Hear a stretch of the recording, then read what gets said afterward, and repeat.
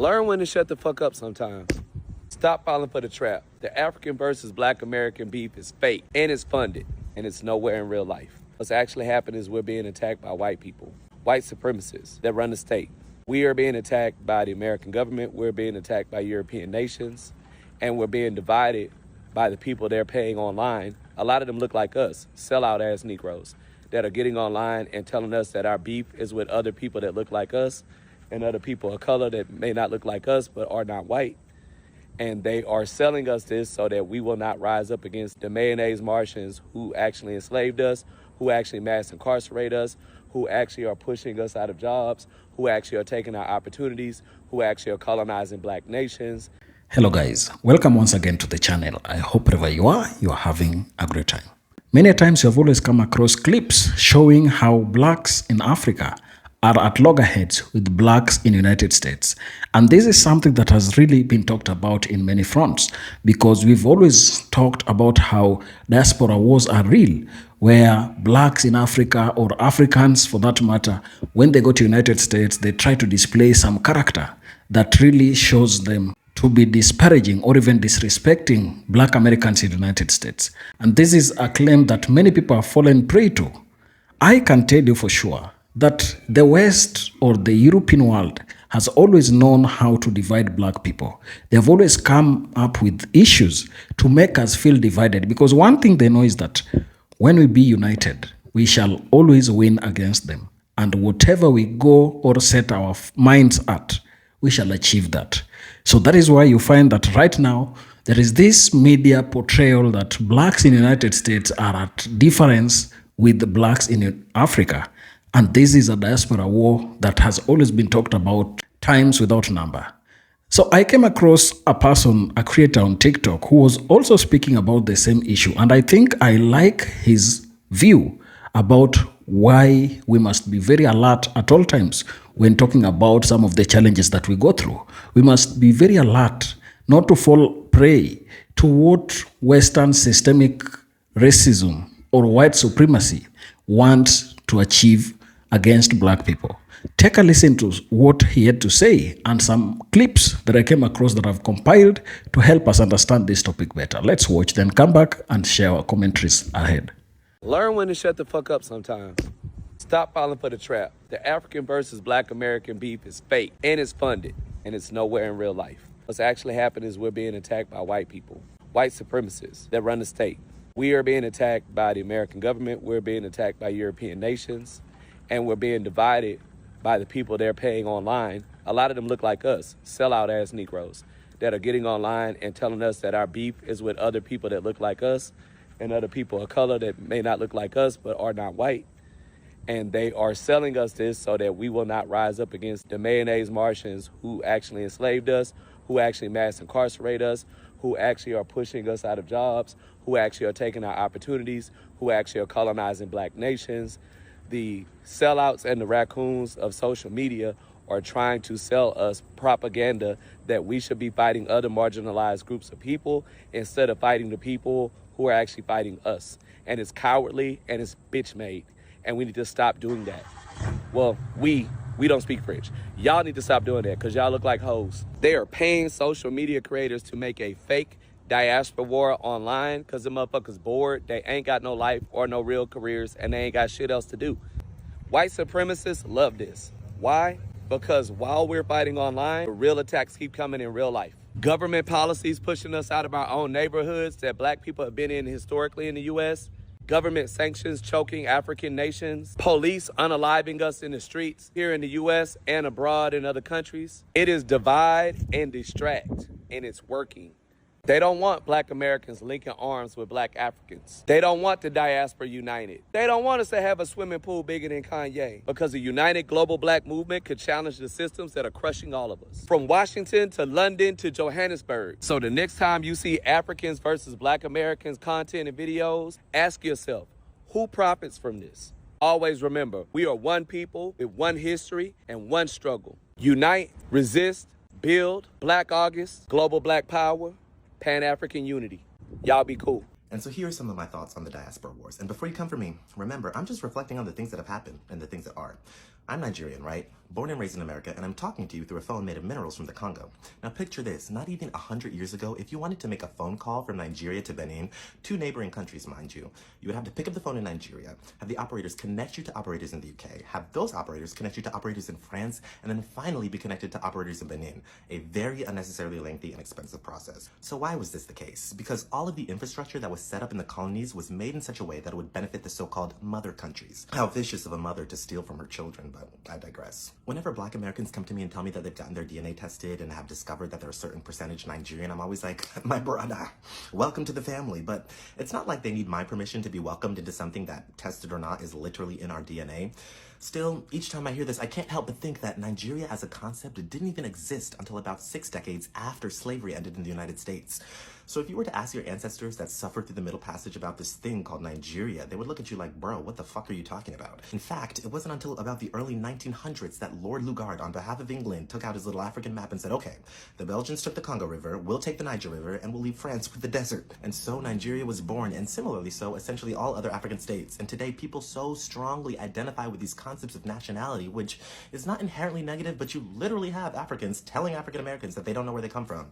Bitch, we barely know where we come from. Nigeria is a made-up concept. It was crafted in 1914. I was at its 100th birthday. And since then, the British have been putting our art in their museums, putting our fuel in their cars, beating us for speaking our language in schools, and telling us praise be to Jesus and God save the fucking queen.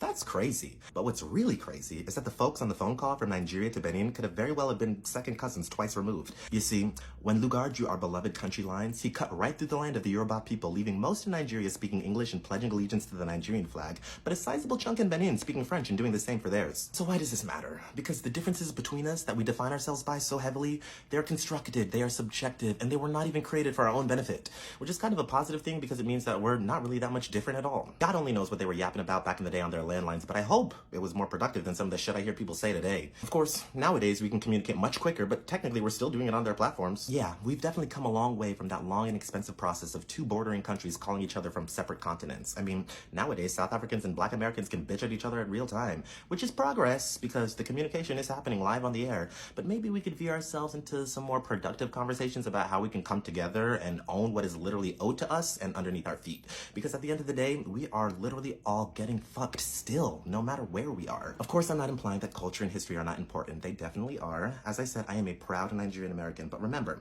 we make culture and we make history, not the other way around. So, what's my solution to all this?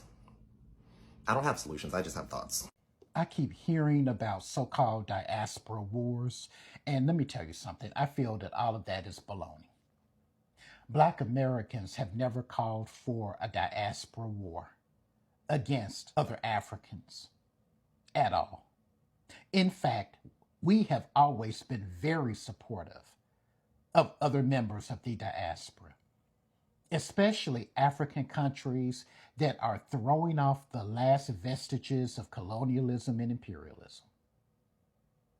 But what I find interesting is that there are African immigrants who are regurgitating white supremacist talking points.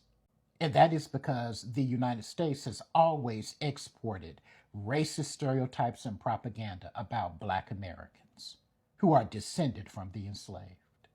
Black Americans, we are just saying we will no longer tolerate that disrespect. We're not going to tolerate other people, including African immigrants, telling us who we are not, telling us that we do not have a culture, we don't have an identity, and giving us a litany of what they think are our problems. It is disrespectful. And a function of white supremacy is gaslighting. Everybody else and their grandmama feels very comfortable telling Black Americans about our lived experiences and what we do and don't need to do. And we're tired of it, and we're going to let you know it. That is not starting a diaspora war. That is just speaking out and standing up for our own best interest, like every other group does. And it's wild to me the African immigrants who do spew white supremacist talking points. And if it does not apply, let it fly. We know not every African immigrant feels this way, but the ones that do, what really gets me is the ones that sashay themselves over to the United States and take full advantages of the rights and privileges that Black Americans have struggled for, including getting an education, getting jobs, and starting businesses, and then proceed to tell us about what our problems and issues are. It's just like if you go to someone's house and go into their kitchen, raid their refrigerator, then put your feet up on their furniture, and then start talking shit about them in their house. Absolutely not. We're not tolerating that. Absolutely not. Black Americans have always been supportive of other members of the African diaspora, and we always will. So there is no diaspora war, but you will understand that we will not tolerate folks talking shit about us that do not know what the hell they are talking about. You are just trying to gain acceptance by spewing white supremacist ideologies and talking points, thinking that that might get you in closer proximity to whiteness. Newsflash, it won't. And you need to take it from people who have been here since before the United States was officially formed. We know what we are talking about, but we can show you better than we can tell you. Again, it is all about respect. There's this thing that all parties of the diaspora war do, which is to say, my ancestors, their ancestors, instead of our ancestors. Let me explain. Picture a mother, father, son, and daughter on the coast of West Africa. The mother and son are stolen, and the father and daughter never see them again, ever. Black Americans, we don't sit long enough with what it means to stand on the shore in pure anxiety and weight of what happened to your mother and brother as they vanished into the abyss of the ocean. My ancestors were not the ones just taken. They were the ones who had to live with the daily devastation of having their family members stolen from them and probably wondering if they would be next. And it seems like a lot of continental Africans don't sit with that either. Growing up in the Houston area, I had a lot of fellow Nigerian friends and classmates, and I would hear the term their ancestors. Like, I can't help that my ancestors were the ones who successfully escaped kidnapping. Like, no, my ancestors are your ancestors who were successfully kidnapped.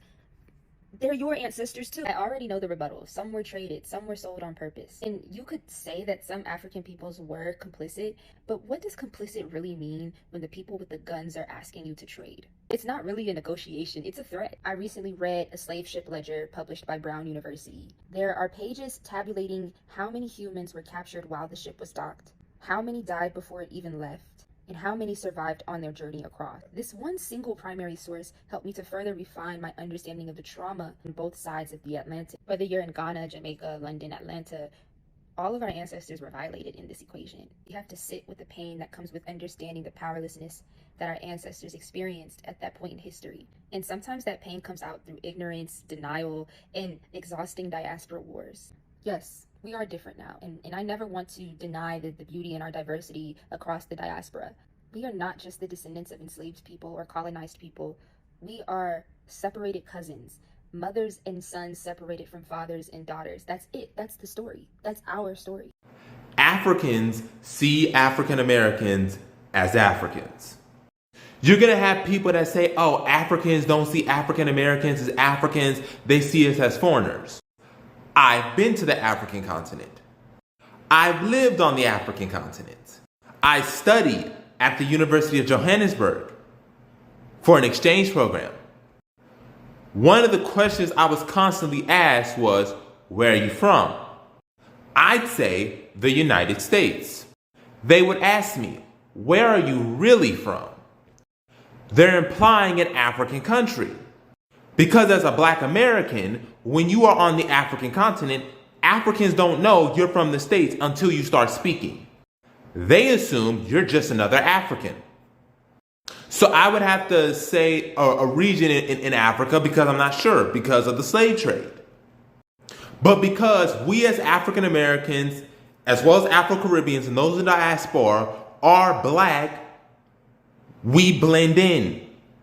This is why I don't like this whole African versus African Americans versus Afro-Caribbean. Y'all acting like if we dropped y'all in Nigeria, if we dropped y'all in Haiti, if we dropped y'all in the Bahamas, that they finna know you from the States. Yeah, when you start talking, they're gonna know, okay, he has an accent, where is he from? But until that point is asked, you just another African person walking around in the society. Just like you got this debate between African American culture, Afro-Caribbean culture, and African. Like we don't exchange from one another. Like you a black American ain't African, but you eating yams and okra all the time. You an African who said we ain't got no connection with African Americans, but you listening to hip hop and Afrobeat. You say you ain't Afro-Caribbean, but some of your ancestors come from the Barbados and Haiti, Jamaica, and the Bahamas. Well, Jabari, we weren't born there. We aren't from there. They're going to know we're different. Yeah, just like a black person from Mississippi is different from a black person in Ohio. A black person from the Bronx is different from a black person who's from LA. A black person from Enugu is different from a black person in Kano. A black person from Johannesburg is different from a black person from Cape Town. Quit the unnecessary divisions. Africans see African Americans as well as other members of the diaspora as Africans. That don't mean it's kumbaya. It means we are part of the African family whether or not you live on the continent or abroad. I will go even further and say African American along with Afro-Caribbean and Afro-Latino culture all are a part of African culture. They are subsets unique to their own circumstances. And y'all can rep your culture. Because that's what makes African culture special. No matter how disrespectful and wild those comments are getting on my Tyler video, you guys are never going to see me engage in diaspora wars because that's a white supremacy tactic. We are well aware that black people from other countries are conditioned to hate us. And we live in a world where that happens all the time. So for y'all to think that we cannot tell when people are trying to separate themselves from black identity, no, we could smell that on Tyler, and that pissed people off. Black Americans have every right to take pride in our culture, to participate in cultural exchange, and expect for other people to have respect for our culture. And we don't have to engage with people who do not show respect to us. Race and ethnicity have never been the same thing, but there's some education that needs to be done. I can see that. Race is what people see, and ethnicity is where you come from, also a white supremacist tactic. So when it comes to Tyler in this market, we know she's South African. But to that gaze, do you think that people are going to treat her the same as Sabrina Carpenter and Chaperone? Like, don't be dumb. But y'all's true intention and Tyler's true intention was to make sure that she separated herself from black American identity. She was like, I'm not that. I'm not y'all. Oh, okay, girl, we never said that. And you didn't have to be that for us to like you. I don't get it. I'm very sorry, but I don't think the Swifties are interested in listening to Mr. Media. I don't think they know who WizKid is. Or like Skilly Bang. So y'all can miss me with all of that. I'm not buying it. But my real opinion is if black Americans cared about everybody who hates black Americans, baby, what would we do? Where would we go? Where would we shop? I don't think we could go anywhere. So the diaspora wars are interesting, right? Because you hear African versus African American. Caribbean people don't claim us. We built the culture. Y'all just came here. Y'all lost y'all roots. We never did. But beneath all that, it's not about ego really. It's about wounds, displacement, and grief over interrupted belonging. The core truth is that we're all human, but black culture is distinct. That's not a contradiction. It's a revelation. We're all human. Okay, we all share a divine origin. Yes, we can get as deep as possible. But black culture, especially in the U.S., was forged, not inherited. Right? It didn't come from an uninterrupted lineage. It came from rupture, from deletion, from being renamed and recoded and remade under fire. So black culture feels distinct because of a few reasons. We just gonna eat through them. It's really a post-apocalyptic culture, born from genocide, displacement, rebranding. Black culture has had to build rhythm from screams, harmony from hauntings, and it's the sound of making life without a map. It became self-aware inside survival. It's a compression culture. All the wisdom of the ancestors compressed into blues, into slang, into body movement. It's spiritual memory without documentation. When you take away drums, names, gods, and language, what's left? Invention, pattern, soul, and code, right? And it's also an exile culture. Other cultures remember where they came from, but black Americans are the ones who have to ask, if I don't know where home is, can I build one in my own throat, right? That's what gospel is. That's what hip hop is. That's what the cookout is. Black culture is not better. It's scarred and stitched. It remembers by dreaming. And the diaspora wars happen because everyone's holding laws differently. Some lost land, some lost language, some lost name, some lost connection. I mean, we could talk about all the disconnections. But black Americans often feel abandoned, unclaimed, and resented for their cultural influence, but not their pain. Continental Africans or Caribbean people, right? They may feel misrepresented, stereotyped, frustrated by American cultural dominance, but the problem really is indifference. It's unspoken grief. We don't need to agree on who suffered more. I'm not even willing to have this conversation. We need to metabolize what was taken from all of us. Right? We need to process that. Because all black people, right, no matter the passport, and I'm saying that, are still dealing with the theft of wholeness. All of us. All of us are dealing with a theft of wholeness. Okay, if you can't find nothing else to agree on, that is the truth. So black culture is distinct and still human. It's distinct because it had to rebuild itself without any memory. Because it's human, and it's human because it never stopped trying to connect even through pain. So you know, this is why I always get back down to the question, you know, about what we have to do as black people versus the situation what they have to do. Both of us are dealing with the same ailment. But we had to become a blacksmith, the builder, right? We had to construct things in the midst of the impossible. Really a post-apocalyptic culture, right? Which is why we depict it so much in media, right? It really is influential. But hopefully, you know, this gave some people some insight on some processes of mine with this one. I know this has been a long requested one, but this is definitely a thought. As an African immigrant who has experienced negativity firsthand from some foundational black Americans in person and online, I can categorically tell you that this statement is flawed. It doesn't make sense. I know the temptation is there to say it's true. It's not true. Did you know that the African parents that migrated to the Pacific Northwest just some decades ago, the Department of Homeland Security gave them videos to watch, and those videos contained negative propaganda against black Americans in a bid to get immigrants ready for the American system? Did you know that? Malcolm X talked about this years ago, how the white man, that's how he put it, is pitting the blacks on the African continent against the blacks in the Western Hemisphere. Did you know he talked about that? Like, this is when Malcolm was alive. This thing was actually a thing when Malcolm was alive. Did you know that?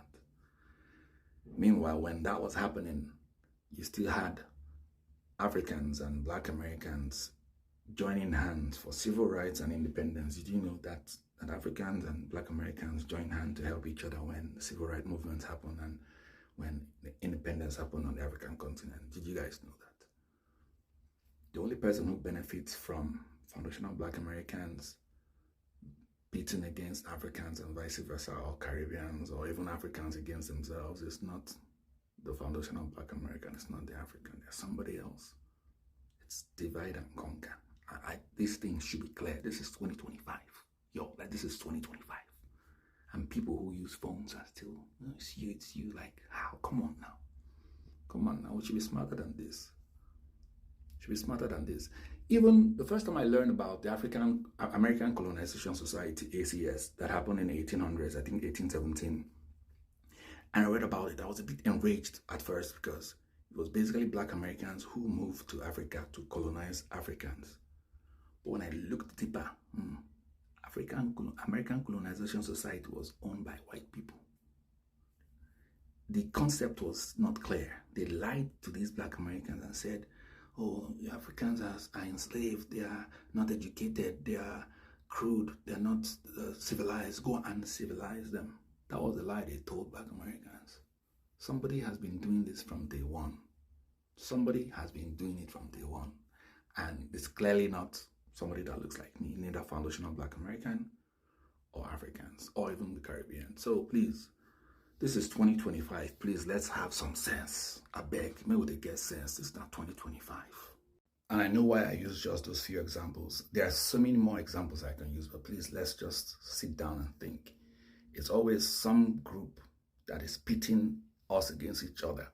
If it's not through American Colonization Society, it's through the Department of Homeland Security when you touch down, or it's through movies like Kinta Kunte and Roots, something, or the other one, Sugar Hill. It's somebody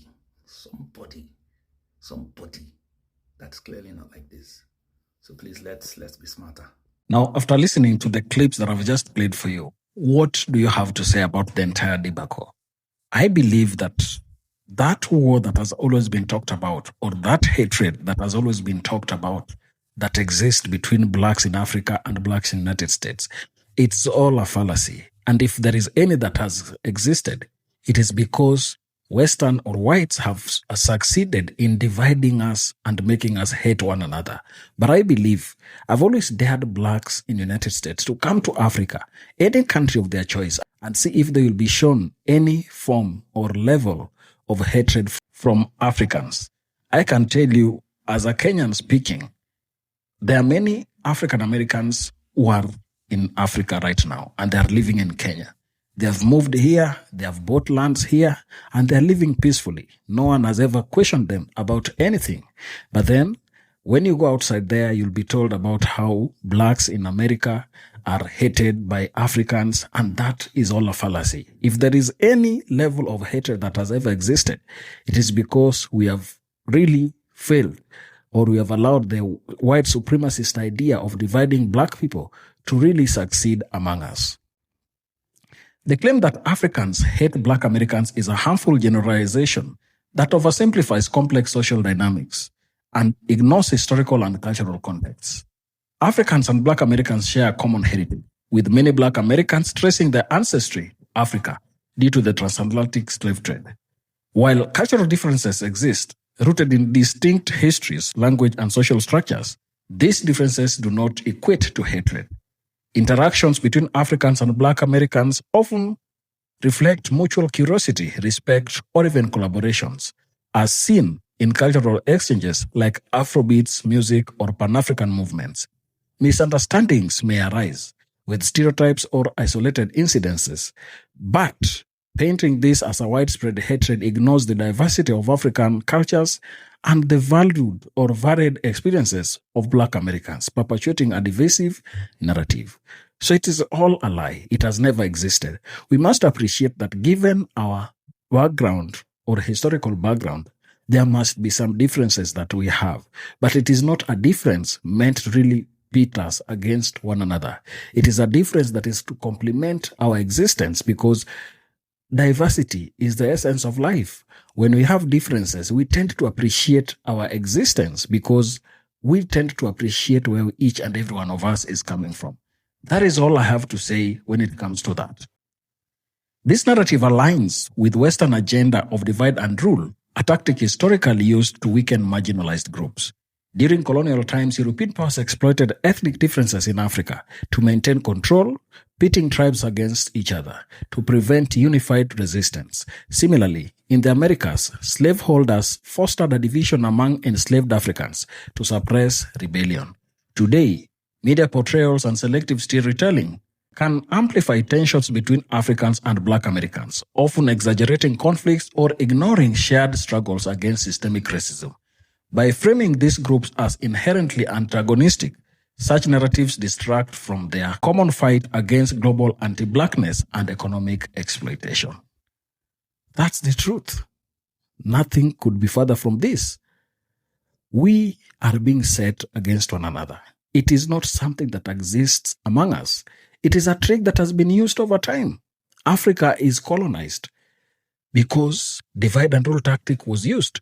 They pitted us against one another because we were coming from different ethnic backgrounds. And that is how they achieved their control of Africa to date. We must really understand how these people operate. If we don't wake up and understand why we are here or why we have ever existed, then we will never know our true value and why we really need to respect one another. The Western media plays a significant role in this division by selectively highlighting negative interactions while ignoring positive ones. For instance, social media parts are isolated cultural misunderstandings are amplified to suggest deep-seated animosity, while stories of solidarity like African support for Black Lives Matter or Black Americans' advocacy for African immigrant rights are downplayed. This selective focus serves to maintain a fragmented Black diaspora, easier to control or marginalized within global power structures. It also distracts from addressing shared issues like economic inequality, police violence, or neocolonial exploitations, which affect both groups and require collective action to combat them. I can tell you that the white supremacists have known that when blacks are united, wherever they are, they will always win. And to allow them distract us from our main agenda or the main points that we need to fight against, they will always bring points of division. And that is why you realize right now that they are saying blacks in the United States are against blacks in Africa or vice versa. This is not the truth. It has no level of truth in it at all. It is all a creation and portrayal by Western media supported by a white supremacist who want to divide black people against a united front to achieve shared goals and objectives. Ultimately, the claim of mutual hatred is a distortion that benefits systems of oppression more than it reflects reality. Africans and Black Americans have historically collaborated with the Pan-African Congress of the early 20th century to modern-day cultural and political alliances. While individual tensions exist, as they do within any group, they are far from universal and often stem from external pressure like economic competition or media-driven stereotypes. By rejecting these divisive narratives and focusing on shared goals, such as dismantling systemic racism and fostering economic empowerment, the Black diaspora can counter the divide and rule tactics that seek to undermine their collective strength. It is only through understanding the desire and agenda of these Western people, only then can we know what they have for us or what they have planned for us. Because looking at what they're trying to portray us to have, they have an ill motive that is meant to make us not achieve our desires or even our dreams. This is the truth, and we must expose it at all times. Share your thoughts down in the comment section. And if you're watching us for the first time, please remember to subscribe, like this video, and share. Thank you, and let's meet on the next one.